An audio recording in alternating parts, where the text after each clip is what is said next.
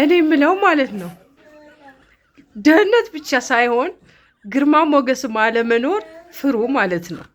በድህነት ብቻ መቀንጨር ሳይሆን በግርማ ሞገስ የቀነጨረ ሰው መነሻ የለውም። አንዳንድ ሀብታሞች አሉ ምንም ንብረት ቢኖራቸው፣ ምንም ቢለብሱ፣ ምንም ውድ መኪና ቢይዙ እፍፍ የሚሉ ጥላቢስ በቃ ምንም ግርማ ሞገስ የሚባል ነገር በቃ ውር ያላለባቸው ማለት ነው።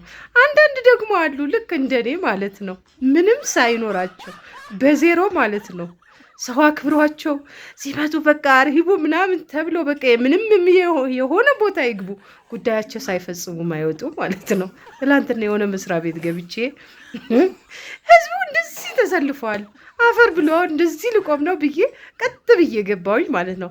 ይሄ ውጡ ሳደርሰዋል ምናምን እንዴ ሀጂ ነውር አይደለም እንዴ? አሁን እኛ ምሳ ልትወጡ ብላችሁ ገና ከምሳ በኋላ ስንመለስ እሺ እነዛ አስወጣቸውና ነይ ልስራልሽ ብሎ ሰርቶልኝ ወጣ።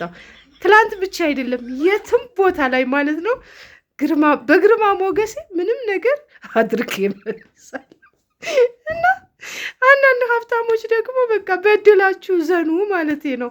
ከዚህ በፊት እኮ ነው በኮሮና ጊዜ የሆነ ክፍለ ሀገር ለቅሶ ተፈጠረና መኪና ያው ኮሮና ስለነበረ እንዳለ ሴቶች ለቅመው አስወረዱን ማለት ነው ከመኪና።